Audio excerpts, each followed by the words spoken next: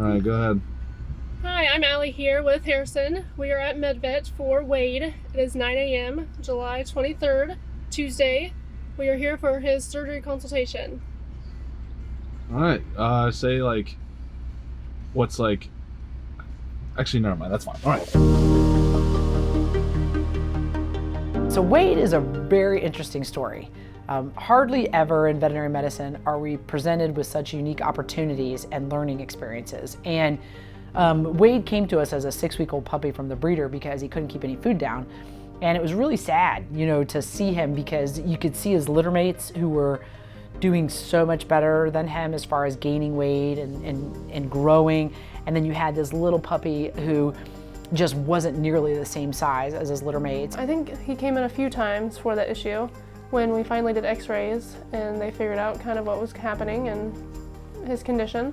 So, I mean, I'm a big lab lover, so I instantly clung to him, if you want to call it that. And Wade just could not keep any food down. He was going through a weaning process, which usually happens at about 6 to 7 weeks, and he was being weaned from his mother to solid food, and he wanted to eat. I mean, he was starving. He was, eating as much as he could, but then he would regurgitate all the food back up. And the breeder knew, obviously, after many years of experience, that this is not normal, so she brought him in. And there aren't very many things that can cause those types of scenarios in puppies that age. And so we were kind of clued off just based on his presenting signs that we probably had something that we call a vascular ring anomaly going on, and that's where he actually has a stricture around, or had a stricture around his esophagus. And so we proceeded to diagnose him, and the way we did that is we use a barium series, which is dye that he swallowed, that then we took x-rays of, and we could see where that stricture was happening around his esophagus. So what was happening is the barium would go down his esophagus, and then it would get pinched off, and then past the stricture, the barium, you would see that the esophagus would widen and it would go into his stomach. And so for us, that was enough information at that point to be able to tell the breeder, okay, your puppy has a vascular ring anomaly, most likely has a vascular ring anomaly, and it's going to require surgery to fix it. I mean, I didn't know what it was all going to turn into. I just knew that he had a condition that could go 2 ways. We didn't know what direction that was going to be, whether it be humane euthanasia or if surgery was going to be pursued. But even if surgery was pursued, we still didn't know if he was going to make it out alive. Pretty as can be. Oh, oh, puppy kisses. Oh. Okay, so if you want to look over this information, make sure everything's correct, and then sign at the bottom for me, I'll let them know the weights here. Yours is simply oh, babe. Oh, thank you. Oh, that's really sweet. Oh, gosh. Oh, I love you. Oh, so cute.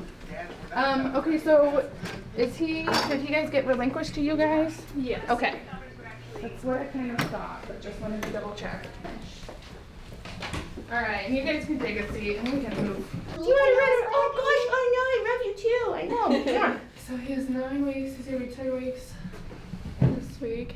Probably a couple weeks ago, she started noticing, he was still at the breeders at this point, and she was noticing that every time he ate, he was vomiting. Okay. It back up. I saw that we have lots of x-rays and then the barium study, which was super fun, and several things of blood work. Yes. Is there anything that I'm missing that you know that we've done? I forgot to check this morning. We ran a fecal on him. Oh, okay. Okay. All right.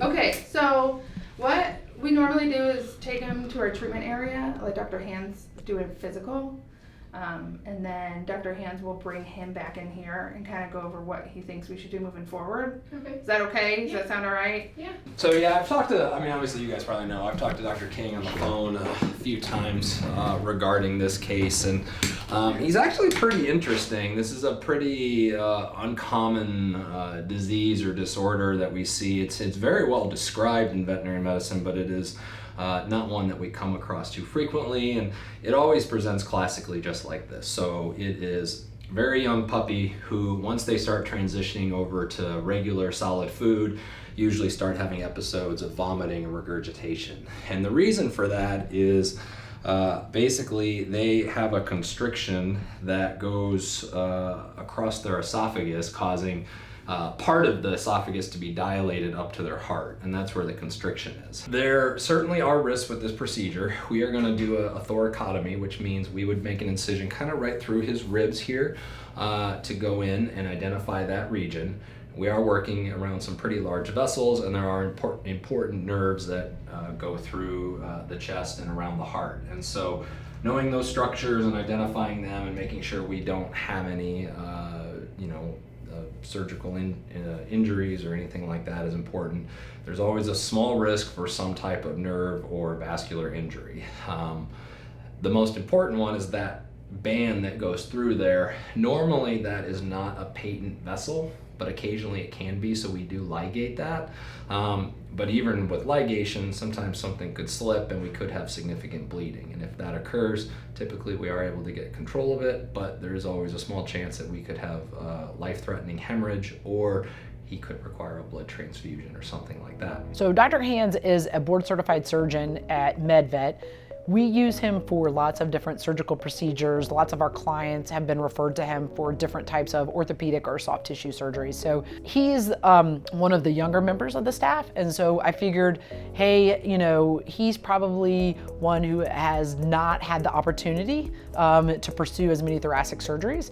And so I thought, hey, if I can get him on board and he feels comfortable pursuing this, then I'm gonna strengthen his skill set, which eventually helps my clients as well. So I mean, the nerves were definitely there because working at a veterinary clinic, I see all those things happening as it is, but when I was in those shoes, I was really nervous. I was trying to intake all the information, try to be the best advocate I could be for him.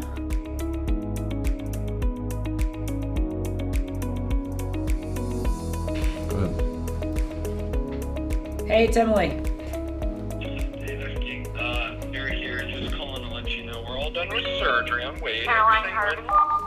Okay. Oh, can you hear me? Yeah, I can hear you, sorry. Okay. Everything went well. We found the area of occlusion, and it's pretty apparent in surgery. I've never seen a mega esophagus in surgery before, but it's like this huge floppy esophagus, and then it just tapered right down right to this ligamentum band like it's supposed to. We dissected, from the left lateral thoracotomy position about 270 degrees around that esophagus, and I could see all aspects of it. And it was very freed up at the end of surgery, and we were able to pass a pretty good sized orogastric tube, kind of right through where that constriction was, all the way down to his lower esophageal sphincter.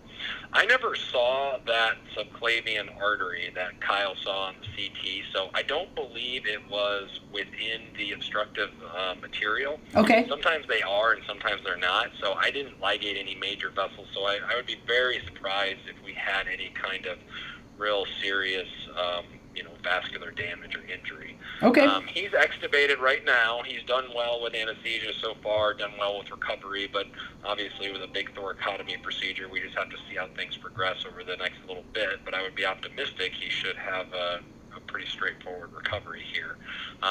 But if anything changes for the worse tonight, we'll reach out and give you a call. Otherwise, kind of assume no news is good news, and I expect him just to be on drugs and things like that overnight. And in the morning, I'll give you a call, and then we'll kind of see where he's at. But I imagine we'll probably keep him all day tomorrow, probably pull his chest tube in the morning and just monitor him and make sure he doesn't have any major issues tomorrow. Okay. And maybe the next day he'll go home, assuming that he's doing well. Oh, I think we were so happy when we heard the surgery was successful. I mean, it was a weight off of everybody's. The breeder was excited, the staff were excited.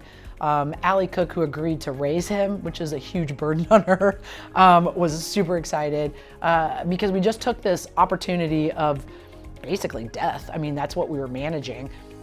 He was not going to be able to survive without the surgery. Impossible, would not survive. And now we've just presented this patient with an opportunity to live his full lifespan. So it was extremely gratifying and exciting. Right off the bat, I went to visit him because I felt bad. So he was there for like 2 days. So on the first day, I think it was like the second day that I went to visit him, his energy level was boosted. And then I knew I had my hands full because I was like, oh, right, he's gotten some food in him. The days following were definitely hard just because you had to keep him calm. He had a pretty good incision. his energy was coming back, so his normal puppy things were happening. So now that he has full energy, he doesn't stop playing. He is playing nonstop. Actually, when I first got him and he was done with recovery, I think Rowan actually lost weight because they played so much, and they still play. So it's really cute. They play together and they have a good bond. Wade really loves Rowan.